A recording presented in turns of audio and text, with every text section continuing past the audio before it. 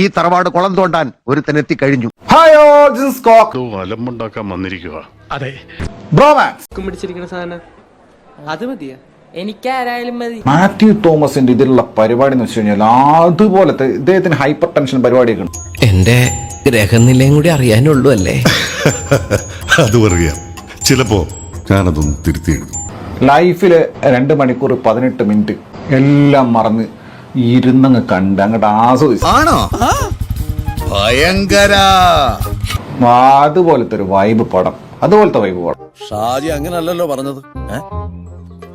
ഷാജി അത് തിയേറ്ററിൽ വന്നപ്പോഴേ ആ പ്രശ്നങ്ങൾ തന്നെ ഉണ്ടായിരുന്നു ആ ക്യാരക്ടറിന്. അവസാനം നീ കരയും മോനെ, അനുഭവം കൊണ്ട് പറയുന്നതാണ്. പണ്ട് ലാലേട്ടനും മുകേഷൊക്കെ ചെയ്തു വെച്ച പരിപാടിയില്ലേ, അതായത് സീനകത്ത് പെർഫോം ചെയ്തിട്ട് പെർഫോമൻസ് കൊണ്ട് പടത്തിന് ഹൈ ആക്കുക. ഇവനെ നിനക്കറിയോ? അവനാണ് നീ.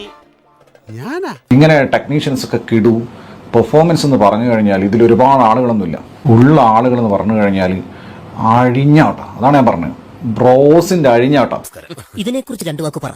ഇതിനെക്കുറിച്ചാ പ്രിയപ്പെട്ടവരെ, ഈ പറഞ്ഞ പോലെ നമ്മള് എല്ലാരും ചേർന്ന് ആ ക്യാരക്ടറിന് എടുത്തൊരു മീറ്റർ ചിലപ്പോ തെറ്റിപ്പോയതാണെന്നാണ് എനിക്ക് മനസ്സിലായത്. പെരുന്നുണകളുടെ മഹാരാജാവ്, ദി കിങ് ലയർ.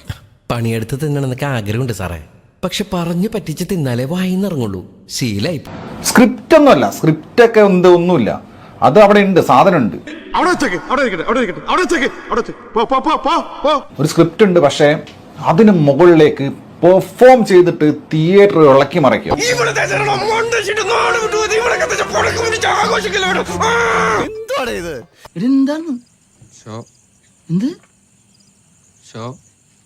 ഇതെന്താണോ കഥകളിയാ? എന്നാലും ഇങ്ങനെയോട് പെടുങ്ങൾ എന്തൊരു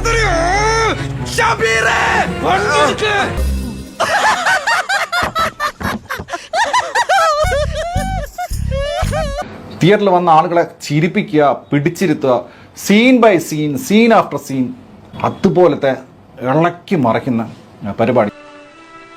എന്നെ കൊല്ലാതിരിക്കാൻ പറ്റുമോ?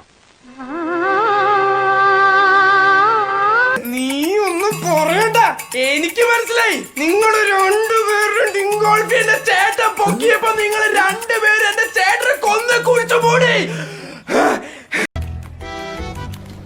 എന്തായിരുന്നു എന്തൊക്കെയായിരുന്നു അവന്റെ അഹങ്കാരം, അതന്നെ അവന്റെ ഫിനിഷ്. ഞാൻ ലിറ്ററലി ഭീകരമായിട്ട് എൻജോയ് ചെയ്ത് കണ്ട ഒരു സിനിമയാണ് ബ്രോമാൻ.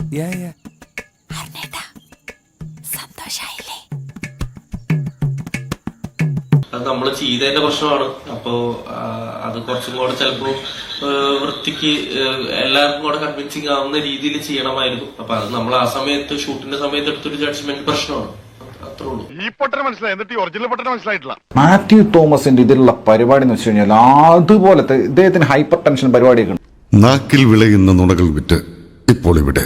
ഇതല്ല നിന്റെ ഒരു ബ്രീഫ് ഹിസ്റ്ററി. അത് വന്നിട്ട് പിന്നെ പുള്ളിയുടെ ഡയലോഗ് ഡെലിവറി ഒരു സീനിന്റെ അകത്ത് പെർഫോം ചെയ്യുക. അതേ പറഞ്ഞ പ്രിയദർശൻ പടങ്ങളിൽ പോലെ വേറെ ലെവലാടാ നീ. അനാവശ്യമായി എന്നെ പ്രോത്സാഹിപ്പിച്ച് പല തവണ കുഴി ചാടിച്ചിട്ടുള്ളവനാണ് നീ. ഇപ്പൊ ആൾക്കാർ ഓവറാന്ന് പറയുന്നത് ഓവറായിട്ട് തന്നെയാണ്. ആൾക്കാർക്ക് ഒരു മെജോറിറ്റി ഓഫ് ആൾക്കാർക്ക് അത് വർക്കായിട്ടില്ല എന്നുള്ളത് അത് മനസ്സിലാക്കുക എന്നുള്ളത്, അത് ഓഡിയൻസും അല്ലെങ്കിൽ പ്ലാറ്റ്ഫോം മാറിയതിന്റെ പ്രശ്നമല്ല. നിനക്ക് ആത്മവിശ്വാസം തരുന്നത് എന്റെ തെറ്റല്ലേ? പണ്ട് ലാലേട്ടനും മുകേഷൊക്കെ ചെയ്തു വെച്ച പരിപാടിയില്ലേ, അതായത് സീനകത്ത് പെർഫോം ചെയ്തിട്ട് പെർഫോമൻസ് കൊണ്ട് പടത്തിന് ഹൈ ആക്കുക. ഇവളെന്താ ചെയ്യണ്ടെന്നറിയോ? ഇവള് പോലീസിനെ വിളിക്കുന്ന മുമ്പ് നമുക്ക് പോലീസിനെ വിളിക്കാം. ഇവൾക്ക് അറിയാം ഷിൻഡോടെ ഇവളുടെ ഉണ്ടക്കണ്ണിൽ ഞാൻ കണ്ടതാ. ട്രാൻസ്ലേറ്റർ നമ്മളൊക്കെ ഇവിടെ പ്രശ്നമുള്ളൂ. പോലീസ് അറിയിക്കുമ്പോ മാണി മാണി പോലെ പറയും. മതി നിർത്ത, കഴിഞ്ഞില്ലേ? ഇനി പറഞ്ഞ് പ്രദേശം നിന്നെ കണ്ടുപോരുത്. പിക്കോ. അല്ല, ഡെഫിനറ്റ്ലി നമ്മൾ ചെയ്തൊരു സാധനത്തിന്റെ പ്രശ്നങ്ങൾ പറയുമ്പോൾ നമുക്ക് വിഷമം വരും. പക്ഷെ അത് മനസ്സിലാക്കി നമ്മളത് എന്തുകൊണ്ടാണത് അവർ പറയുന്നതെന്ന് മനസ്സിലാക്കി ഇംപ്രൂവ് ചെയ്യാൻ നോക്കുക, അല്ലെങ്കിൽ അത് കറക്റ്റ് ചെയ്യാൻ നോക്കുക എന്നുള്ളതാണ് നമുക്ക് ചെയ്യാൻ പറ്റുന്നത്. കൊള്ളാം മോനെ, നിന്നെ ഞാൻ നിരുത്സാഹപ്പെടുത്തുന്നില്ല. എനിക്ക് പരിപൂർണ വിശ്വാസമായി. ക്ഷമിച്ചോളൂ. തൽക്കാലം ഇത്രയും മതി. വരട്ടെ.